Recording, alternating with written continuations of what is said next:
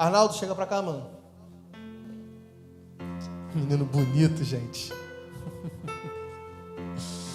Uma estileira hoje. Estenda suas mãos pra cá. Feche seus olhos. Vamos estar orando pela vida do Arnaldo. Amigo Jesus, nós oramos nessa manhã, Pai, entregamos em Tuas mãos a vida do Arnaldo. Jesus, que o Teu Espírito possa nessa manhã possuí-lo, Pai. Que não seja o Arnaldo falando, mas que seja o Senhor usando a boca dele, Pai. E que da boca do Arnaldo agora saia palavras diretamente do Teu coração, Jesus. Que o Senhor use o Teu filho. Que ele traga para a Tua igreja aquilo que de fato o Senhor quer falar. Abençoe a vida do Arnaldo, possua ele nesta manhã, Jesus. É a oração que nós fazemos, nós te agradecemos, em nome de Jesus. Amém. Antes de passar para o Arnaldo, já esquecendo, amor, para cá, vamos estar orando pelas crianças. Quase que eu tomo uma bronca agora. Nossa, o que eu ia ouvir em casa, Jesus. Amém. Estenda suas mãos para cá, por favor. Pai amado, Pai querido, em Tua presença, Pai, eu te entrego, Pai, a vida do Miguel e da Yasmin, Pai. Capacita eles, Pai. Dê eles sabedoria, paciência, Pai. Que eles venham ser canal, Pai, na vida dessas crianças, Pai. Eu oro também pela vida dessas crianças, Pai, que elas venham entender tudo aquilo que foi ensinado lá. Que elas possam sair de lá cheias da Tua presença, Pai. Abraça elas com o Teu amor. É isso que eu te oro e te peço, em nome de Jesus. Amém.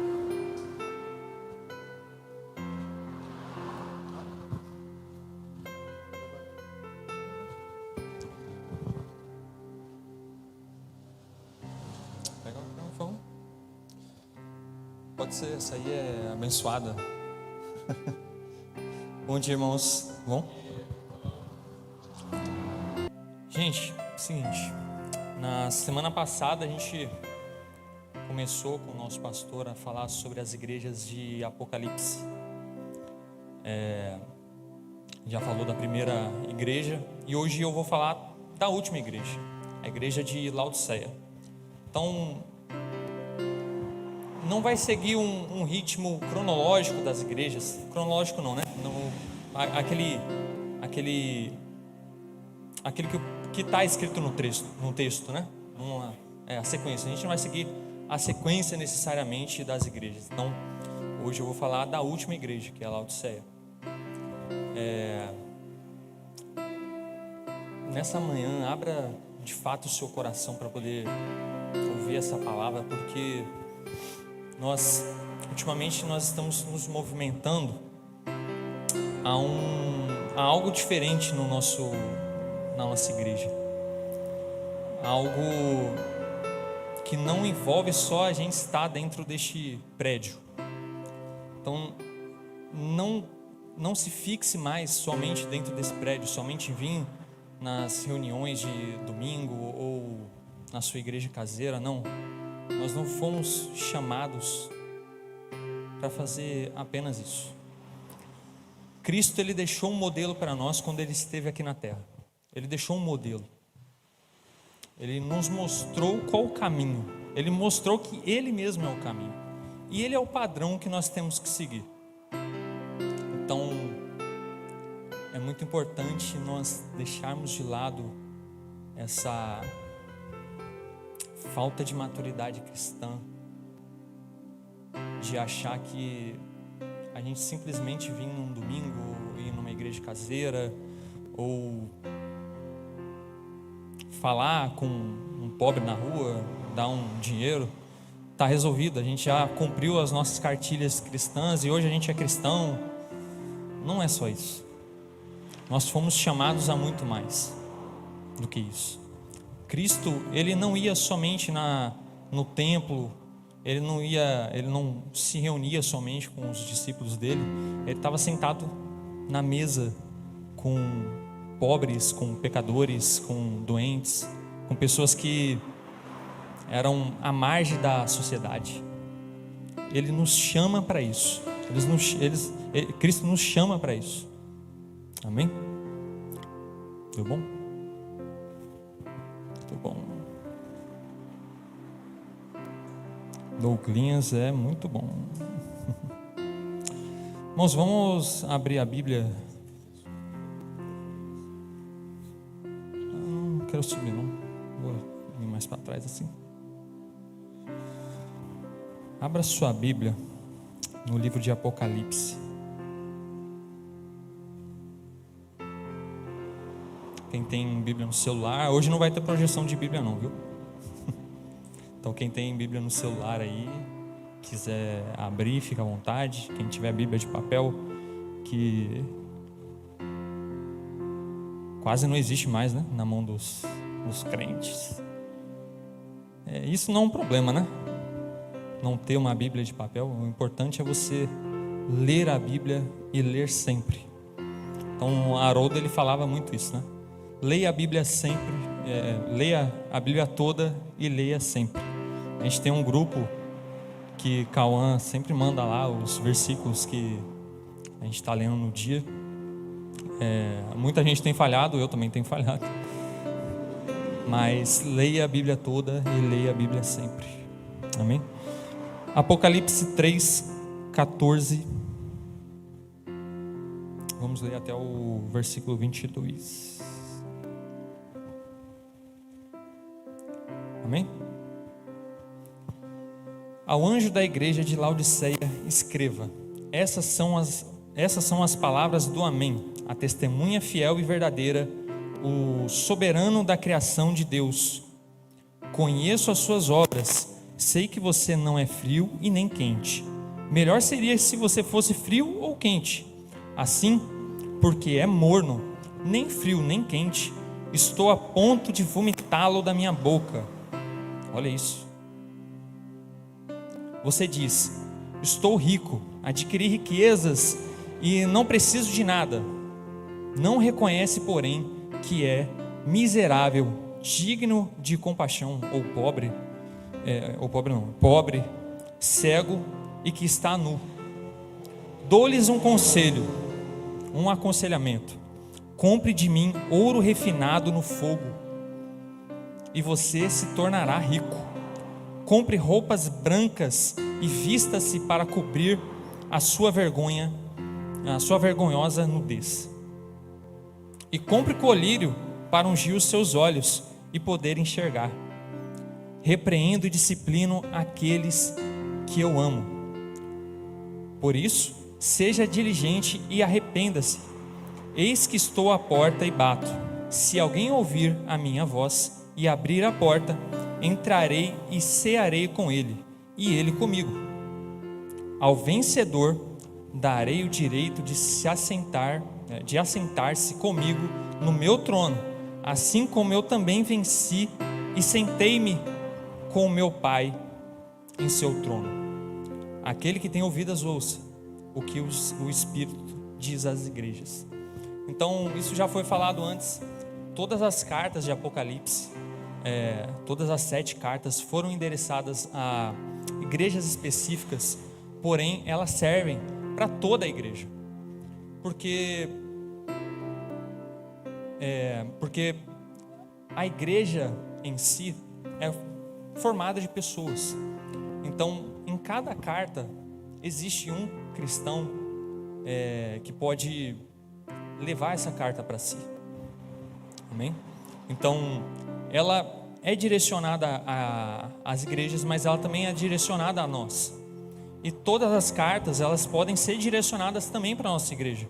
Então, essa é a importância da gente começar a estudar também esse tema hoje, esse tema durante essas semanas, sobre as igrejas de Apocalipse. Então, irmãos, abra seu coração. Se você faltar algum dia, não esqueça de ver as gravações que a gente vai disponibilizar. Não deixe de ver, não deixe de assistir, se você perdeu, ou de você reveja, estude as igrejas, leia as cartas. Amém? Não deixe isso para trás. A gente tem tanta sorte por ter uma igreja que prega a palavra de fato, uma palavra que ensina, uma palavra que exorta a gente. A gente tem assim tanta sorte de ter nossas igrejas caseiras para poder ter uma mudança de vida, ter um discipulado de irmãos, né? ter um afiamento, cara, isso é muito precioso e importante. Nós precisamos guardar isso como se fosse algo muito rico. Na verdade é algo muito rico. A gente precisa guardar isso de fato. A gente precisa construir para isso. Amém? E não somente nas nossas igrejas caseiras, não somente na nossa mudança de vida, mas também na forma que nós adoramos a Deus. Nós precisamos mudar a forma que nós adoramos a Deus. Nós precisamos adorar a Deus da forma que Ele quer, da forma que Ele merece. Nós precisamos abrir nossas bocas, abrir o nosso coração, rasgar o nosso coração, para poder se entregar totalmente para Cristo, se entregar totalmente ao mover do Espírito Santo. Nós precisamos estar atentos ao que o Espírito diz às igrejas. Nós precisamos ouvir a voz de Deus. Deus, Ele quer muito, Ele quer muito abrir os nossos olhos, os nossos ouvidos, para a gente poder trabalhar mais na obra dEle. A gente precisa trazer pessoas para este lugar, pessoas que necessitam de salvação. Amém? Então, hoje a gente vai falar sobre Laodiceia e a bolha que eles estavam, inseridos, né? E a gente vai passear um pouco pela Bíblia hoje. A gente não vai focar somente, claro que o tema central vai ser a igreja de Laodiceia, mas a gente vai em outros pontos também, para poder abordar bem o que essa igreja precisa, o que a nossa igreja precisa. Deixa eu só tirar esse negócio daqui. Peraí. Amém? Então, quando a gente quebra um osso, assim, eu nunca quebrei nenhum osso, né? Mas muita gente já quebrou um braço ou viu alguém quebrando um braço, logo se leva para o hospital e tira um raio-x. E de uma pessoa só é muito simples, porque você vai tirar o raio-x, o médico vai ver ali o que está acontecendo com o osso, talvez colocar no lugar, talvez colocar um gesso, se quebrou, talvez colocar pinos, uma cirurgia vai ser necessária. Só que para uma igreja fica um pouco mais complicado essa olhada da anatomia de uma igreja, porque nós somos muitos, né? Então, por isso que há essa importância da gente falar sobre todas as cartas direcionadas à igreja. Então, infelizmente, nós também temos parte da igreja de Laodiceia no nosso meio, dentro da nossa igreja. Às vezes a gente vê aqui que Cristo, ele fala sobre eles se gabarem por ter colírios, né? Se gabarem por ter roupas. Ele fala sobre comprar veste branca. Eu vou falar mais sobre isso. Mas a gente também se gaba. Às vezes a gente olha para uma outra igreja e fala: caramba, minha igreja é muito boa, e aquela não é tão boa, né? Às vezes a gente se gaba pela visão que a gente tem, mas felizmente em algumas áreas a gente é cego, é pobre, é nu. Nós precisamos voltar à essência do Evangelho. Ficar fixado somente dentro do prédio não é o que Deus nos chamou para ser, para fazer. Então, hoje eu quero tentar fazer esse raio-x sobre nós. Amém? Eu convido vocês a fazer esse mesmo raio-x sobre a vida de vocês, sobre o que cada um faz dentro da obra de Deus, dentro do reino de Deus. Amém? Então, a gente hoje vai falar sobre algo terrível. A gente vai falar sobre a anatomia da bolha do conforto. Então a gente vai investigar como o sucesso, a riqueza, a ilusão e a autossuficiência podem anestesiar cada um de nós, a igreja, a ponto de torná-la completamente surda e inútil para um mundo que do lado de fora sangra para o socorro. Então, vamos falar sobre isso. Então, para isso, a gente precisa viajar no tempo para poder falar da igreja de Laodiceia. Como que era essa igreja, né? Na verdade, como era a cidade de Laodiceia? Era uma cidade e a igreja estava inserida nessa cidade. Então, ontem eu estava pensando sobre isso, sobre o mundo entrando na igreja, né? A gente acha que o mundo entrar na igreja, às vezes é fazer um culto de jovens, sei lá, com um tema de festa junina. É o mundo entrando na igreja. Às vezes a gente acha que o mundo entrar na igreja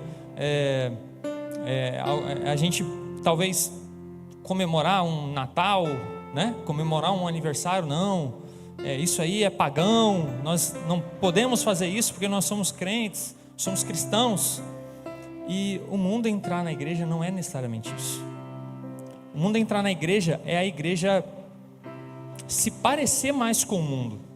Então, como o mundo funciona? A gente tem um exemplo dos nossos governantes.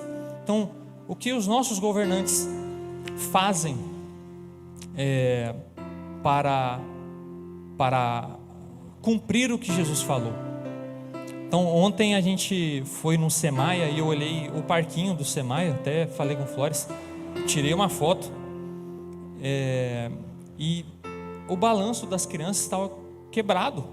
E tipo assim, provavelmente aquilo ali já está quebrado há um tempo e ninguém foi lá resolver. Entendeu? O que o nosso poder público faz para poder cumprir a obra de Cristo? Qual é o intuito deles? Em cuidar de órfãos, em cuidar de crianças, de oprimidos. Esse é o padrão do mundo hoje. É um descaso. E o mundo entrar na igreja é exatamente isso. Nós estamos agindo com descaso com aqueles que precisam. Então, às vezes a gente acha que o mundo entrar na igreja é a gente fazer festas que se comparam às festas do mundo. Só que não. Felizmente, o mundo já está dentro da nossa igreja, porque nós fazemos como os pagãos fazem. Nós não cuidamos das crianças, nós não cuidamos dos oprimidos. A gente acha que vai uma vez no mês lá no Semaia e resolveu, a gente está cuidando de crianças. Assim, é claro que a gente precisa de mais mão de obras e tudo mais, só que eu estou falando mais do intuito do nosso coração. Às vezes a gente vai sem aquela vontade verdadeira de ir, só para poder cumprir mais um papel, para as pessoas ao nosso lado não ficar reclamando. Às vezes a gente vai no hospital para poder orar para aqueles enfermos e a gente só vai por ir. A gente não vai com o coração sedento de ouvir o Espírito Santo de fato falar com aquelas pessoas. Uma das melhores nisso, eles faziam colírio. Eles faziam colírio. A gente vai falar sobre isso. Eles faziam lãs, eles tinham uma técnica de seleção genética de ovelhas, que eles conseguiram produzir uma ovelha com uma lã bem escura e brilhosa que nenhum outro lugar tinha.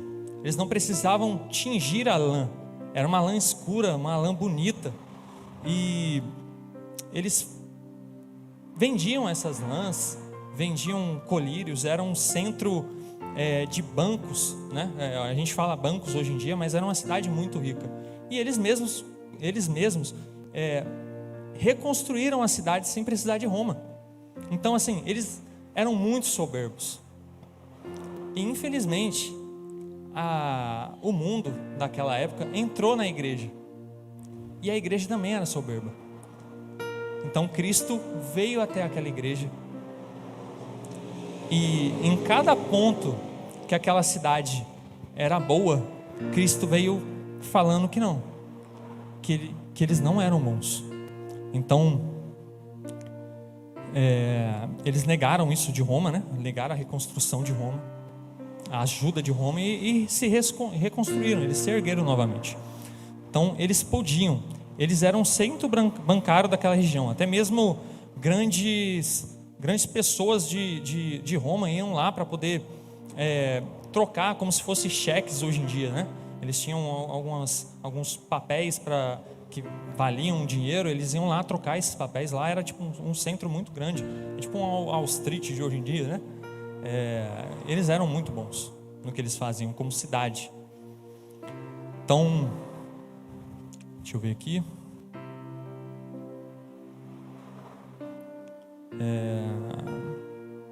Então, Cristo ele veio para poder falar sobre aquela igreja. Esse texto que a gente acabou de ler. Então percebam que precisão cirúrgica Jesus ele tinha para falar com aquele povo. Ele não usa nenhum jargão religioso nem nada. Ele usa algo que era da época. Ele usa algo que as pessoas sabiam que era, né?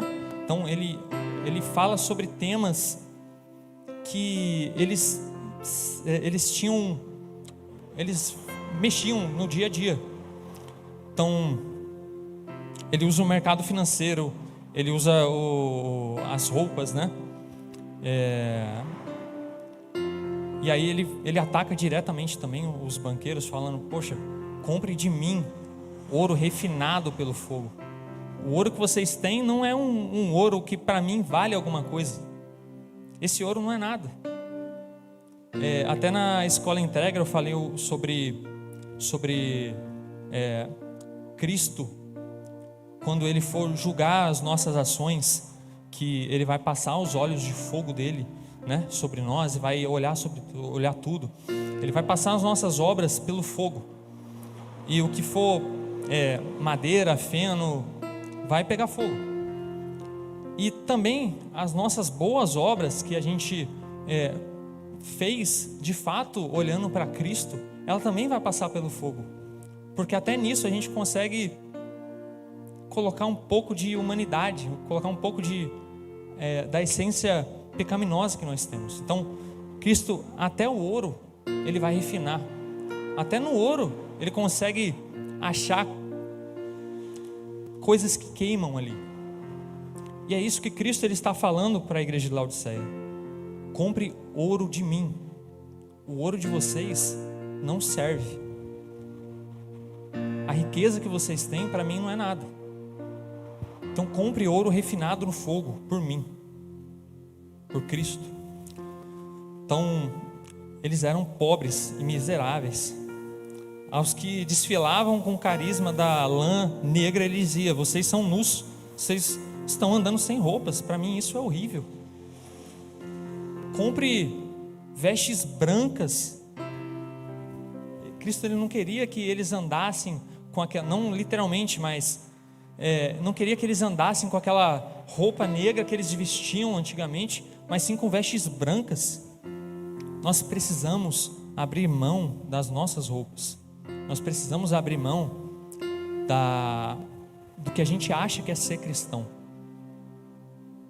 Hoje nossas vestes negras, escuras, são as vestes de que a gente acha, né, como eu falei antes, que vinha à igreja, ir na missão social, às vezes dar a sua oferta, seu dízimo em dia, a melhor roupa que você está fazendo, mas às vezes não. Nós precisamos olhar para Cristo e saber: Cristo, qual a roupa que o Senhor quer que nós vestimos, que a gente vista? Qual é a roupa? Cristo ele está de mãos abertas hoje, entregando um presente para nós: roupas brancas, roupas lavadas por Ele, roupas feitas pelas mãos dele. Nós precisamos trocar as nossas roupas, trocar os nossos achismos, trocar o que a gente pensa ser bom para o que Cristo nos chamou para ser. Amém? Então, naquela época também tinha muito o colírio, que eles eram muito bons em fazer colírios para fazer curas dos olhos. Só que aquele colírio, até hoje em dia, se a gente for parar para analisar a composição dele, ele não servia muito bem para a tecnologia que a gente tem hoje. Servia para a época, mas a gente consegue ver hoje, com a tecnologia que nós temos, que eles se gabavam por nada. Ninguém usaria aquilo hoje, aquele colírio deles hoje. E Cristo, o Criador de todo o universo, ele já sabia que aquilo de longe não era a melhor coisa a se usar no olho. Então ele fala: compre de mim um colírio, para vocês deixarem de ser cego. Vocês precisam abrir os seus olhos espirituais. Então hoje Cristo também está pondo a mesa. Hoje a mesa de hoje, irmãos, é diferente. Ele está aqui, ele já partiu o pão, mas hoje ele quer nos entregar na mesa alguns presentes. Ele quer nos entregar roupas, ele quer nos entregar colírio. Ele está aqui com ouro para a gente poder pegar dele. Nós precisamos abrir os nossos olhos, nós precisamos deixar o Espírito Santo pingar em nós, em nossos olhos, o colírio dele. Nós precisamos deixar de ser esses cristãos que nós somos mais uma igreja. Qual é a diferença na sociedade que nós estamos fazendo? Cristo, ele nos chamou para fazer a diferença na sociedade, fazer a diferença. Nós todo domingo estamos pregando para mais crentes, mais pessoas que estão convertidas na fé. Onde estão nessas cadeiras as pessoas que necessitam conhecer a Cristo? A gente acha que nós não precisamos pregar. Essa é a verdade. A gente na quarta-feira passada fez uma aula, estava numa aula da Eclésia, e a gente teve uma aula prática na quarta-feira passada. E a gente saiu às ruas, a gente foi no centro da cidade pregar. Não como todas as igrejas de Macaé fazem. A gente veio aprender a fazer como Cristo fazia, conhecer as pessoas que a gente fosse falar, conhecer a vida, entender o que eles estão passando naquele momento e tentar ajudar. Que Jesus te ama e ir embora. Eles iam de porta em porta conversar com as pessoas. Eles entravam nas casas para falar de Cristo. A gente perdeu essa essência.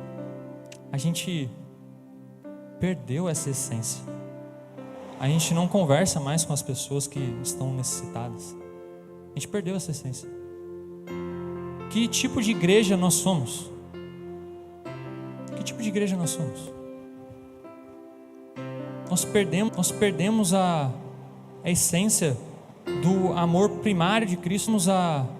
A essência do amor primário de Cristo.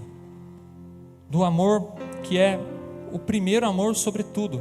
Não o primeiro amor porque você que é o primeiro amor que você conheceu, não. É o primeiro amor acima do primeiro amor porque você que é o primeiro amor que você conheceu, não. É o primeiro amor acima de todos os amores que nós temos.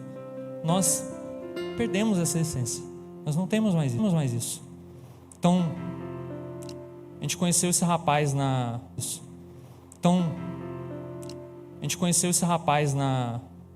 ali na favela da Linha. E assim, eu nunca tinha ido ali falar com ninguém. Todos nós sempre passa ali reto e fala assim: caramba, ali só tem mendigo que fica ali usando droga. Mas não. Eu me espantei por ser poucas as pessoas que a gente conversou que eram moradores de rua.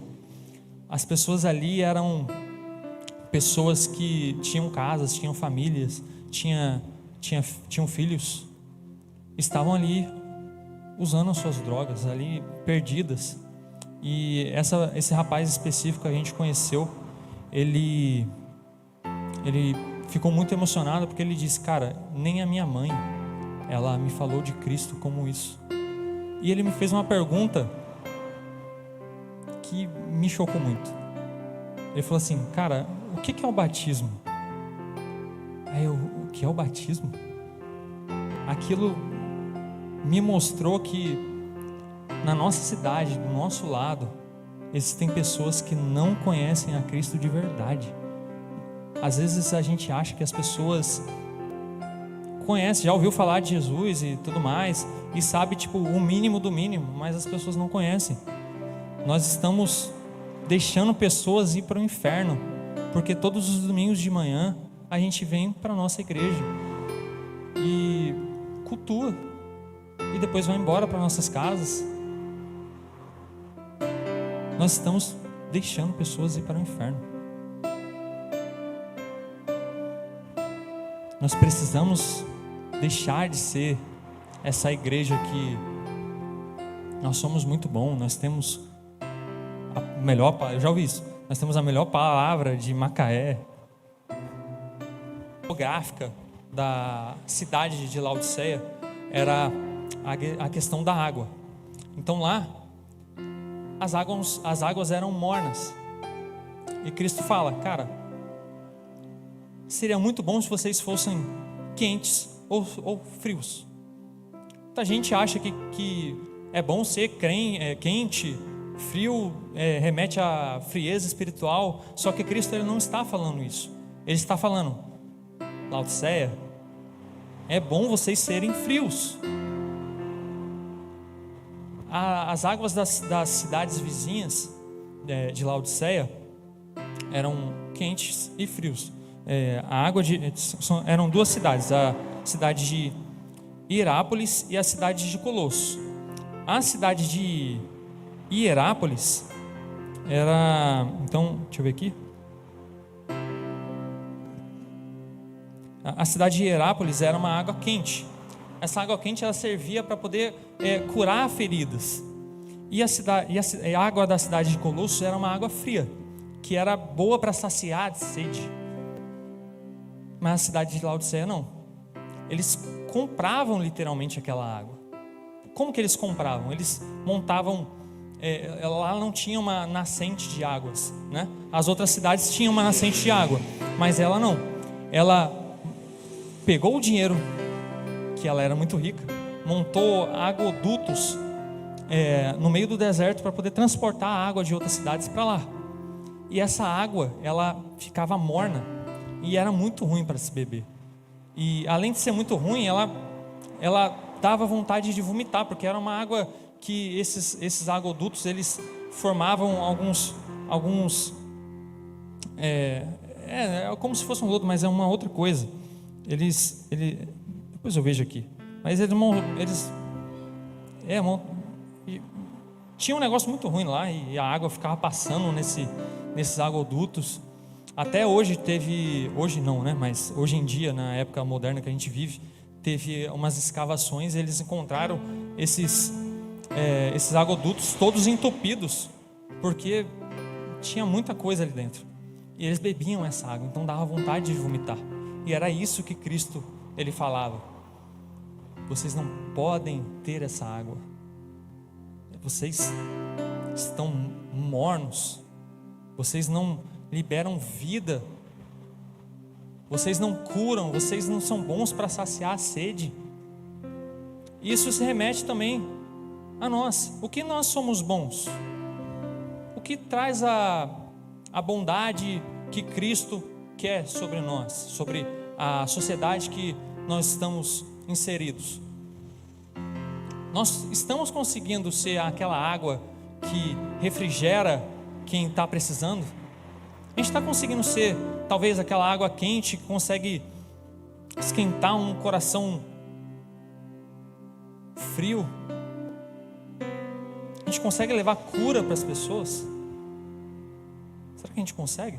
Será que a gente está conseguindo?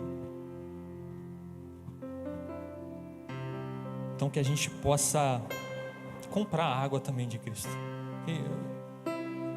que de dentro de nós venha fluir rios de águas vivas, que o rio do Espírito Santo possa fluir de nós, de cada um de nós, aonde nós estivermos inseridos. A gente não venha esquecer que nós somos embaixadores de Cristo. Nós estamos aqui trazendo a lei de Cristo sobre essa terra. Então nós precisamos fluir rios de águas vivas no nosso interior. Amém? Então, igreja, a gente precisa romper a barreira do conforto que nós estamos inseridos hoje. Nós precisamos pisar na realidade da rua, que sempre nos gera um choque brutal. Então, eu falei sobre o relato que a gente teve na escola da Eclésia sobre esse rapaz, e nada me tira da cabeça um relato que está lá em Atos 8, 26 ao 35. Vou ler aqui, se quiser abrir, pode abrir também. Eu conversando com esse rapaz, a gente, conversando, o meu grupo conversando com esse rapaz, ficava martelando na minha cabeça. Então, vamos lá.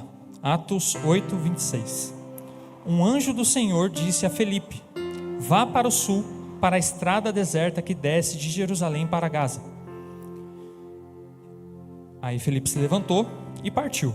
No caminho, encontrou um eunuco etíope, um oficial importante, encarregado de todo. Dizia o seguinte: ele foi levado como ovelha para o matadouro.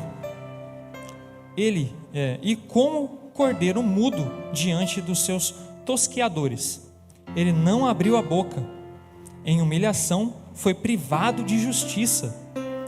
Quem pode falar dos seus descendentes? Pois a sua vida foi tirada da terra. Então, voltando lá para Atos, o eunuco perguntou a Felipe: diga-me, por favor, de quem o profeta está falando? De si próprio ou de outro? Então Felipe começando com aquela mesma passagem da Escritura, anunciou-lhe as boas novas de Jesus. Então Felipe ele falou para aquele rapaz. O rapaz ele tinha as Escrituras nas mãos, só que ele não sabia o que era. Por quê? Ninguém foi até ele falar o que era. Muitas vezes essas pessoas que estão lá já ouviram falar de Jesus. Esse rapaz, por exemplo, ele falou: cara, eu tenho medo de entrar dentro de uma igreja, só que se tiver alguém para me levar, eu vou. Acabou que ele não veio. Mas eu tenho certeza que ele virá. A gente precisa trazer no colo, colocar sobre os nossos ombros e trazer essas pessoas. Essas pessoas não têm força para poder vir. Essas pessoas já ouviram falar de Jesus. Essas pessoas sabem que Jesus existe, mas elas não vêm, elas têm medo de entrar. O rapaz ele disse: cara, eu tenho medo de entrar na igreja e cair endemoniado. Esses negócios. A gente, cara, só vamos. Eles precisam de nós. A gente está sendo uma caixa de tesouro jogada no mar. Nós estamos retendo e retendo palavras boas, palavras que nos animam, palavras que tocam o nosso coração, só que a gente não está sendo um baú aberto, a gente está preso no fundo do mar. Nós estamos vindo aqui todos os domingos, toda a igreja caseira, alguns vão para as escolas, fazem as escolas. Nós precisamos deixar essa mornidão de lado. E essa mornidão, ela não começa aqui dentro, ela não começa lá fora com as pessoas. Essa mornidão começa em nós. Nós precisamos mudar. O Espírito Santo precisa nos mudar, nos entregar um coração de carne, Agora nós precisamos abrir os nossos corações para isso. Nós precisamos entender, nós precisamos fazer mesmo sem a vontade de fazer. Nós precisamos começar a ter um momento de leitura bíblica. Nós precisamos parar para poder ouvir o Espírito Santo. Nós precisamos fluir nos nossos jejuns. Nós precisamos dar comida ao nosso espírito. Nós precisamos matar a nossa carne. Sem isso, nós não conseguiremos ouvir a Deus. E sem ouvir a Deus, nós vamos continuar da forma que nós estamos. Nós não vamos ter o fluir de dons no nosso meio. Nós não vamos ter cura. Nós não vamos ter nada. A gente vai ser uma igreja que vai vir aqui no domingo e acabou. Então, Felipe, ele foi o oposto de Laodiceia. Felipe, ele foi pregar. Ele foi até onde o Espírito Santo estava direcionando ele. E nós precisamos da direção do Espírito. Nós precisamos fluir nisso. Quando nós fluímos com o Espírito Santo, a gente vai ver. Nós não precisaremos mais de pessoas liderando a nossa adoração.